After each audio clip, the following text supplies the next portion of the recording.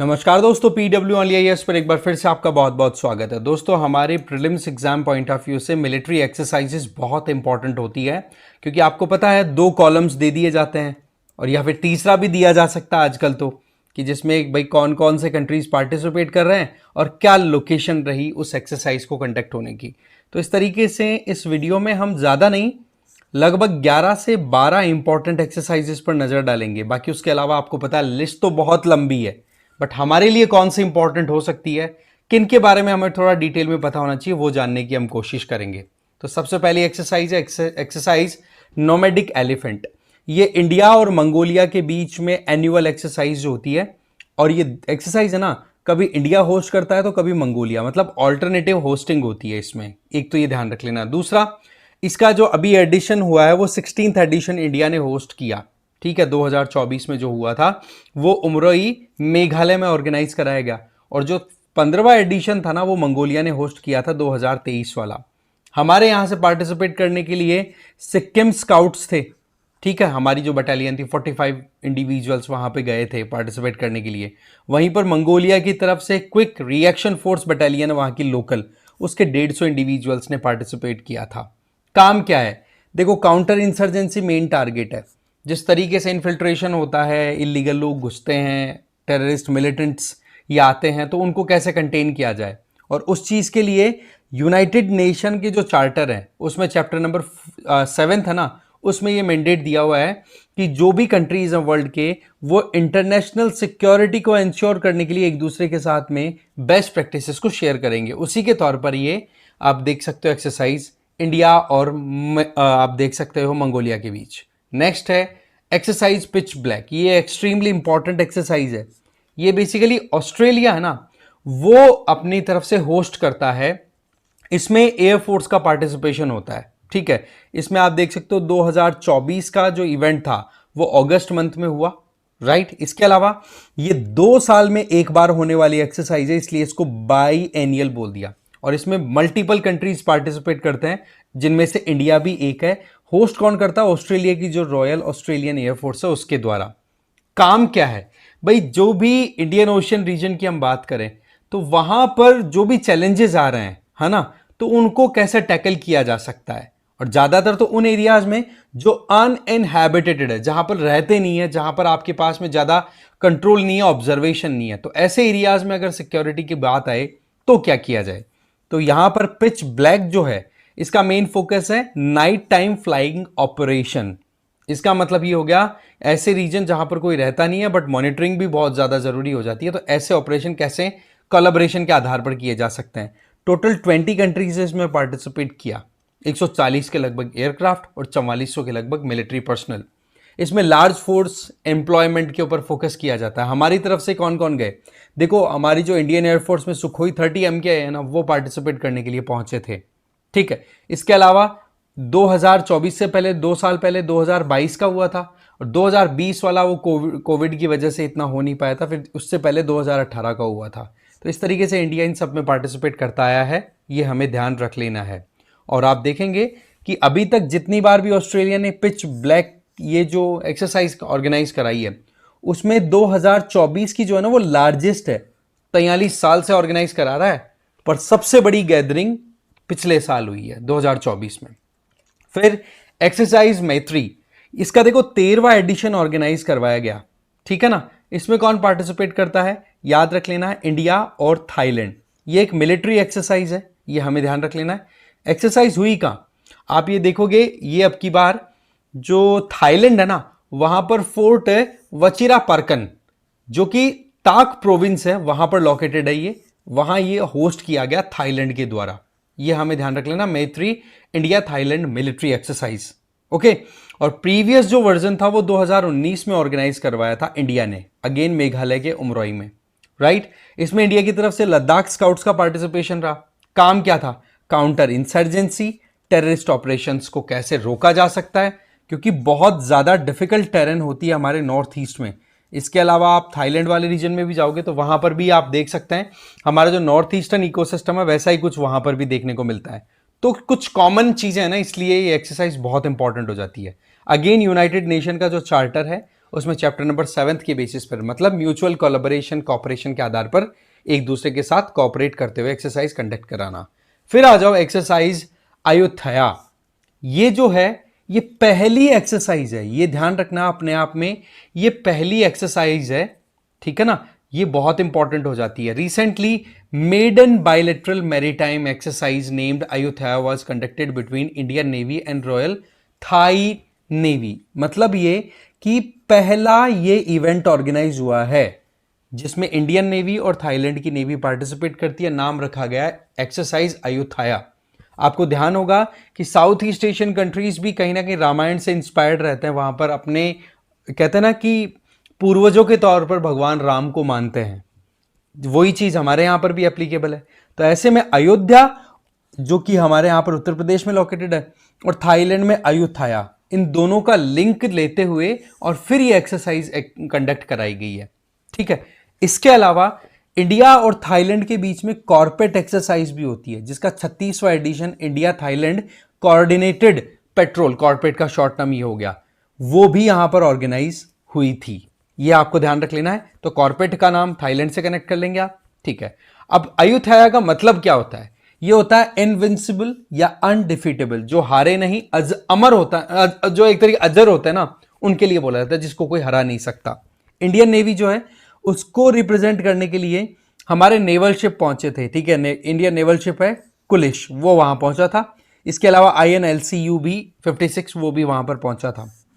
साथ ही साथ अगर देखें तो यहां पर जो थाईलैंड की तरफ से his Thai majesty ship that is Prachuap Khiri Khan, ये उधर की तरफ से पार्टिसिपेट करने के लिए आया था। अब ये ध्यान रख लेना है, ये एक नेवल एक्सरसाइज है इंडिया और थाईलैंड के बीच में, ये हमें ध्यान रखना बहुत ज्यादा जरूरी हो जाता है।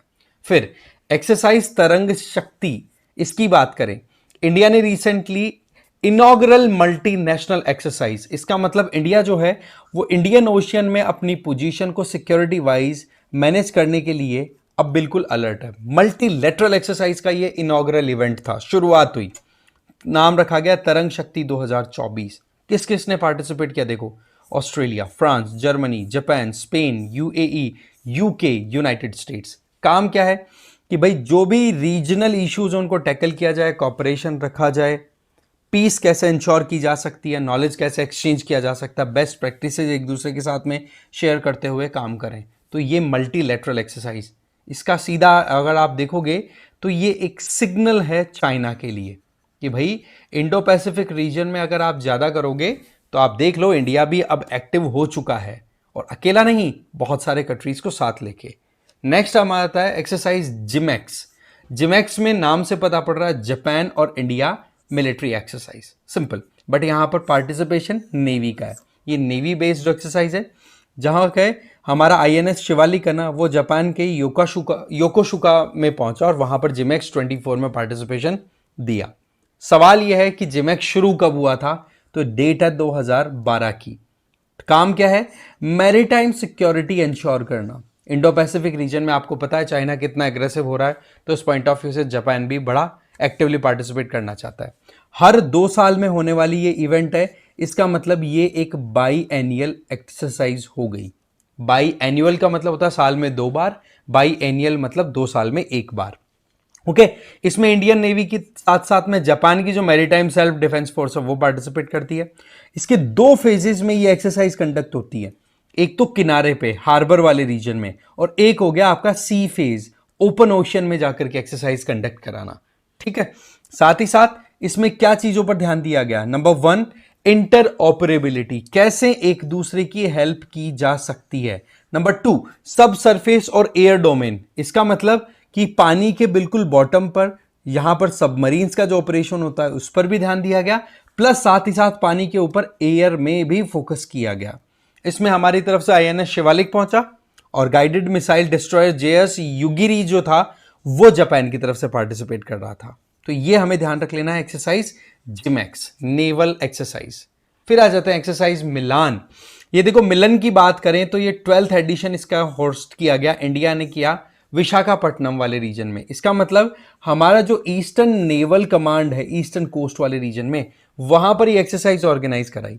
ये एक by annual multilateral naval exercise है जिसकी शुरुआत इंडियन नेवी ने कर दी थी 1995 में।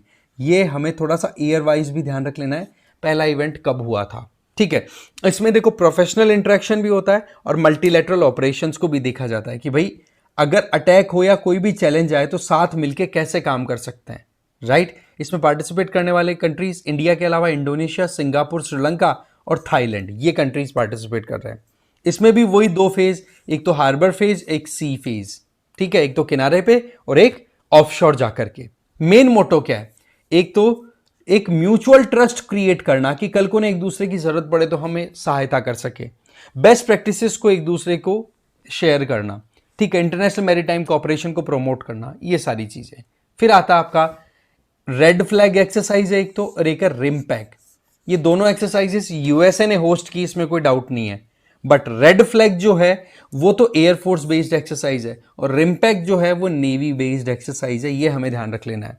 ठीक है, अब आप मुझे कमेंट बॉक्स में बताइए कि यूएसए के साथ मिलकर के हम कौन सी बायलैटरल मिलिट्री एक्सरसाइजेस कंडक्ट करते हैं, कौन कौन सी, आप कमेंट करके बताना मुझे वो। ठीक है, तो इंडियन एयरफोर्स और इंडियन नेवी दो अलग अलग मल्टीलैटरल एक्सरसाइजेज में पार्टिसिपेट करने के लिए पहुंची। एक तो रेड फ्लैग जिसकी डिटेल हम यहां पर देखें तो आपको पता पड़ रहा है ये एयरफोर्स का पार्टिसिपेशन यहां पर रहा।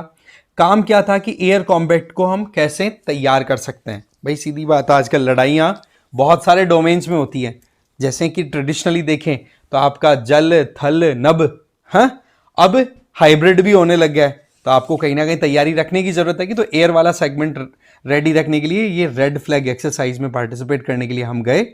यहां पर आप देखोगे दो पर्टिकुलर एरियाज में एक्सरसाइज कंडक्ट करवाई थी यूएसए ने।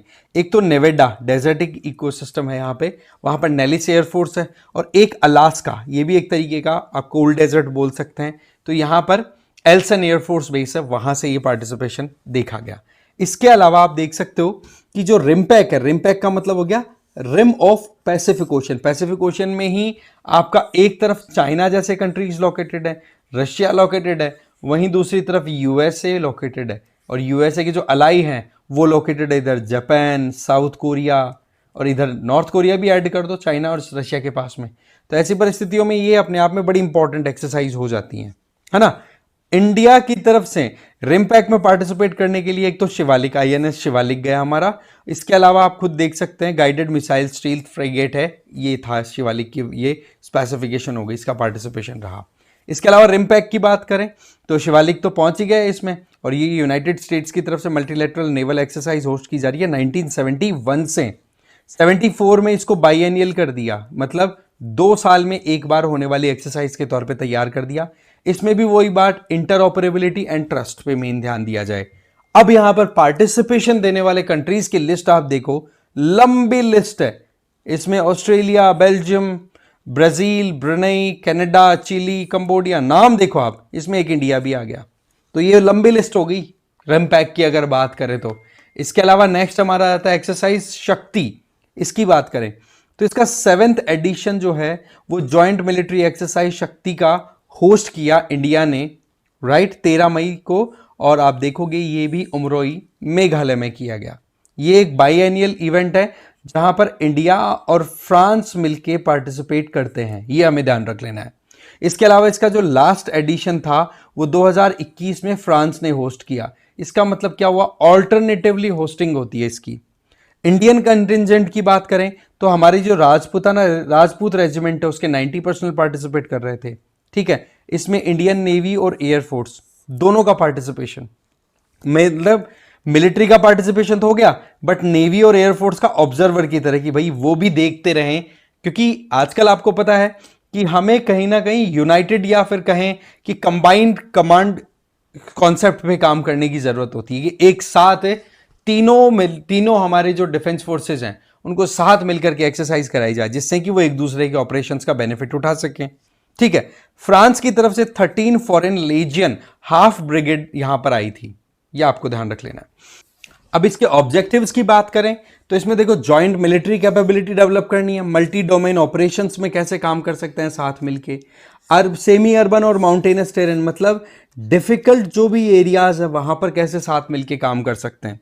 इसके अलावा इंडिया और फ्रांस के बीच में, ये तो मिलिट्री हो गई शक्ति, अगर नेवल एक्सरसाइज की बात करूं तो वरुण होती है, और एयर एक्सरसाइज की बात करें तो गरुड़ और डेजर्ट नाइट 21, ये भी हमारी एक्सरसाइजेज हैं फ्रांस के साथ में, और शक्ति आर्मी एक्सरसाइज है ही।